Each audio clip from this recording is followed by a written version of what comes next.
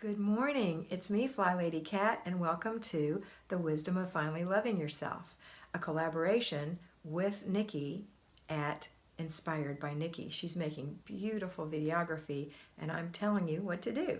So you have this little time in February to learn to love yourself, because this is the time of love, February. All right, so we're going to start with our morning routine for adults. That's what we're talking about in this video, the morning routine for adults. So what do? Well, you wake up in the morning and you get out of bed. Make your bed, and you can do that before or after you go to the bathroom and do all your things in the bathroom, but the bed is going to be made before you go into the kitchen. So I just say make it first. Go into the bathroom, wash your face, brush your teeth, put some moisturizer on your skin, and if you're in your 30s, even your late 20s, start with putting a little eye cream on. Fix your hair. Put on some makeup if you wear it. Jewelry, and then get your clothes on. And you've laid your clothes out the night before. They're hanging on the back of the bathroom door, right? Okay. Now we're going to spritz out the sink. I use Mrs. Meyer's. You can use whatever you like. And I take a cloth and I wipe the sink, the bowl of the sink out. I wipe the faucets and the handles off. And I give a little bit of a wipe to the counters. It's not a major clean here. Then you're going to go straight to the toilet and spritz that. Oftentimes I'll spritz the lid and seat and the back of the tank and the handle as well. On those days I start with the back of the tank, wiping the tank and the handle off, the flusher, and then wiping the seat, the lid rather, the seat, behind the seat, around the rim, sometimes around the bowl. If you have little boys, you might want to actually do the floor in front of the toilet there. And then take your brush and brush out the bowl and under the rim. Flush the toilet, brush it again, tap it off, and either I let mine rest in the toilet to dry, but you can put it in the holder, whatever you want to do. Next, we're going to go into the kitchen. You're going to wash your hands, and then you're going to empty the dishwasher and start some coffee or breakfast. This is the morning routine for you. This will give you that peace, that centered self-confidence that you've taken care of yourself, so that when you get on with your day, you won't feel that you've been neglected, because you look nice. You've got on your clothes, your jewelry, your makeup, your hair's fixed. Maybe you spritzed on a little perfume. You smell good, you look good, and you know you've got a clean bathroom. You did your thing. Now, if you have I have a spare bathroom downstairs. It's just a little guest bathroom. It's a sink and a toilet, and I actually get those also in the morning before I go to the kitchen.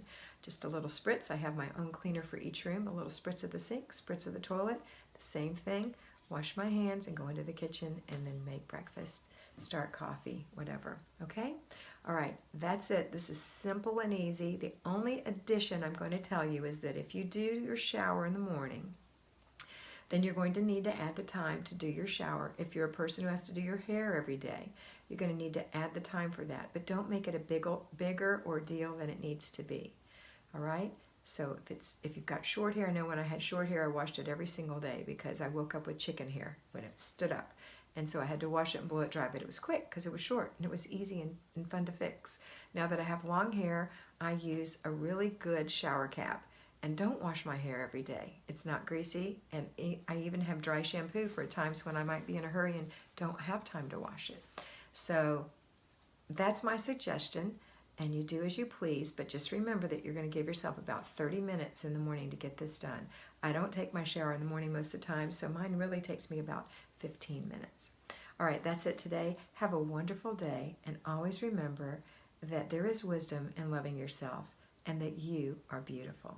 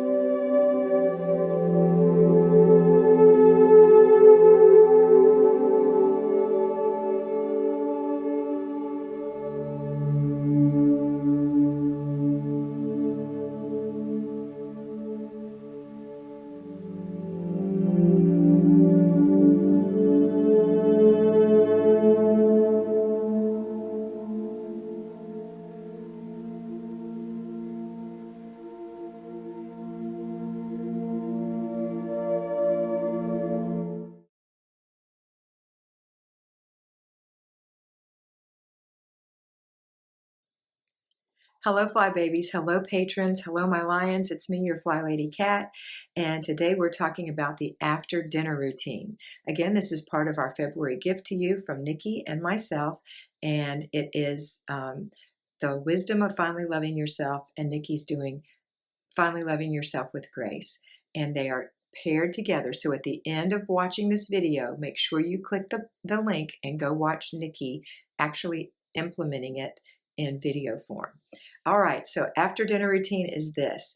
Everyone who eats dinner and is big enough to carry their plate and walk is big enough to clear the table after themselves, to take their spoon, their fork, their plate, their cup to the dishwasher and put it in. Or if they need to be scraped or you require that they be washed off a little bit first, if they're big enough to reach the sink, they're big enough to do it. And so everyone who's big enough is going to help.